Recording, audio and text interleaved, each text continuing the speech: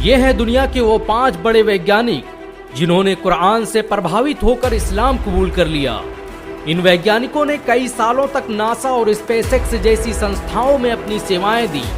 कुरान के वैज्ञानिक दृष्टिकोण को सामने लाने में इन सभी वैज्ञानिकों का बड़ा योगदान रहा।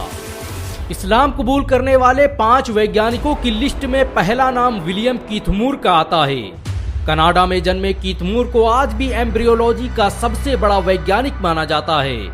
इन्होंने सालों तक टोरंटो यूनिवर्सिटी में एनाटॉमी और सेल बायोलॉजी के प्रोफेसर के रूप में अपनी सेवाएं दी। प्रोफेसर विलियम कीथ मूर पूरी जिंदगी इंसान के पैदा होने और मां के पेट में उसके बनने की प्रक्रिया पर शोध करते रहे। लेकिन एक बार 1980 में उन्हें सऊदी अरब की किंग अब्दुल अजीज यूनिवर्सिटी में लेक्चर देने के लिए बुलाया गया। सेमिनार के दौरान जब उनके सामने इंसान के बनने और पैदा होने से संबंधित कुरान की आयतें पढ़ी गई तो वो हैरान रह गए। उन्हें यकीन नहीं हो रहा था कि इंसानों के पैदा होने और बनने के जिस तरीके को वैज्ञानिक आज खोज पाए हैं उसे कुरान ने 1400 साल पहले ही बयान कर दिया था।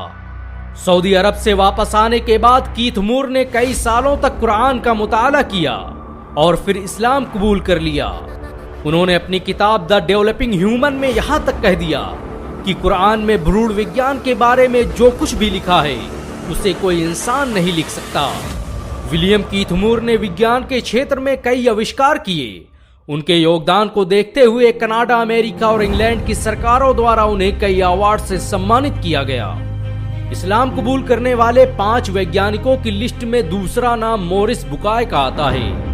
ये वही मोरिस बुकाय थे जिन्होंने मिस्र के फिरौन की लाश का पोस्टमार्टम किया था। इन्हें आज भी फ्रांस के इतिहास का सबसे बड़ा सर्जन माना जाता है। इनकी लिखी किताबें आज अमेरिका और यूरोप की बड़ी बड़ी यूनिवर्सिटियों में पढ़ाई जाती हैं। 1980 के दशक में जब फ्रांस ने फिरौन की लाश रिसर्च के लिए मंगाई तो उसकी जिम्मेदारी मोरिस बुकाय को ही सौंपी गई थी। मोरिस बुकाय ने रिसर्च के दौरान फिरौन की लाश पर लगे नमक से साबित किया कि इसकी मौत समंदर में डूबने से हुई है।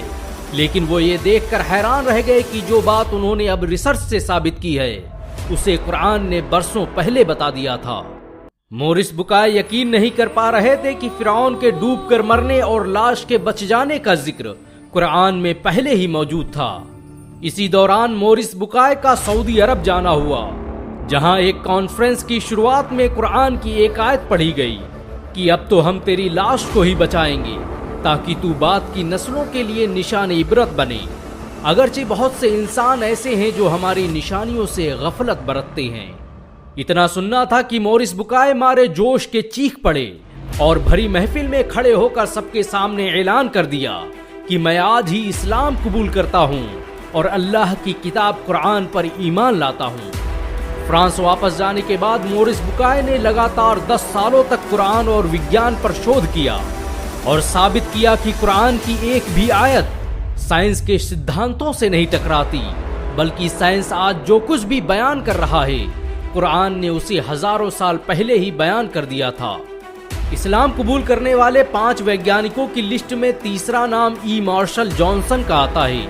1930 में अमेरिका के फिलाडेल्फिया में जन्मे जॉनसन ने अपनी पूरी जिंदगी भ्रूण विज्ञान को समझने और इंसान के पैदा होने के सिद्धांत को जानने में लगा दी।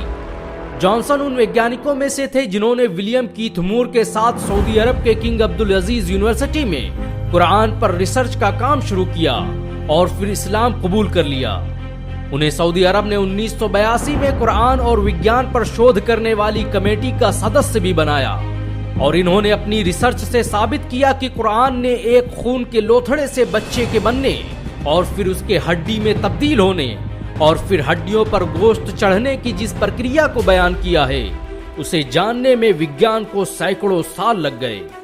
जॉनसन के मुताबिक भ्रूण विज्ञान से संबंधित कुरान में जो कुछ भी बयान किया गया है उसे यकीनन पैगंबर मोहम्मद सल्लल्लाहु अलैहि वसल्लम तक अल्लाह के जरिए भेजा गया था।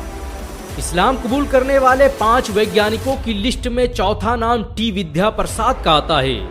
इनका जन्म 1940 को गुयाना के पोर्ट मोरेंट में हुआ था। इन्होंने कई सालों तक यूनिवर्सिटी ऑफ लंदन और यूनिवर्सिटी ऑफ वेस्ट इंडीज में एनाटॉमी साइंटिस्ट के रूप में सेवाएं दी। टी विद्या प्रसाद का जन्म एक हिंदू परिवार में हुआ था। लेकिन उन्होंने कुरान से प्रभावित होकर इस्लाम कबूल कर लिया। टी विद्या प्रसाद विलियम कीथमूर के साथियों में से थे। उन्होंने विलियम कीथमूर की तरह ही भ्रूण विज्ञान पर बहुत से शोध किए और कुरान और एम्ब्रियोलॉजी पर 25 से अधिक किताबें लिखी।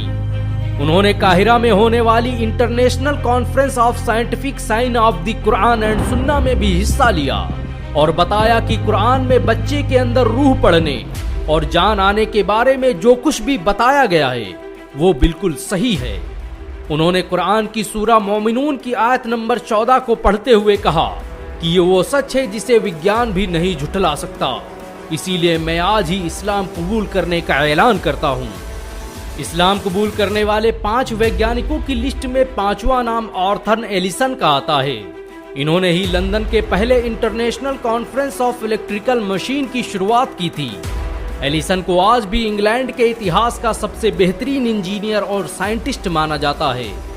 1985 के दौरान काहिरा में मेडिकल इमिटेबिलिटी ऑफ द कुरान के विषय पर जब पहली इंटरनेशनल कॉन्फ्रेंस का आयोजन किया गया तो उसमें पश्चिमी देशों के बड़े बड़े वैज्ञानिकों ने शिरकत की और इन्हीं में एक नाम था डॉक्टर आर्थर एलिसन का।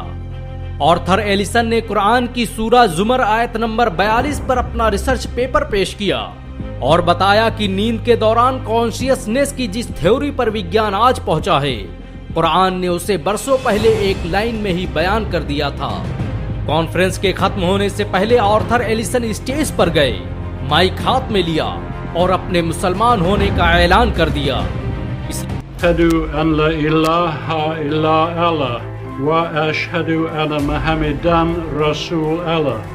इस्लाम कबूल करने के बाद उन्होंने अपना नाम अब्दुल्ला एलिसन रखा और पूरी उम्र कुरान और साइंस पर रिसर्च करते रहे। इन सब के अलावा दुनिया में आज बहुत से वैज्ञानिक हैं जिन्होंने कुरान की शिक्षाओं से प्रभावित होकर इस्लाम कबूल कर लिया। ये मौजूदा ही है कि विज्ञान आज अपनी रिसर्च से जो साबित कर रहा है, कुरान ने उसे 1400 साल पहले ही बयान कर दिया था। यही वजह है कि आज दुनिया के बड़े बड़े वैज्ञानिक भी कुरान के आगे सर झुकाने। अगर एक मुसलमान होने के नाते आपको गर्व महसूस हुआ हो तो इस वीडियो को लाइक और शेयर जरूर करें। ऐसी और वीडियो को देखने के लिए हमारे चैनल को सब्सक्राइब करें, घंटा जरूर दबाएं।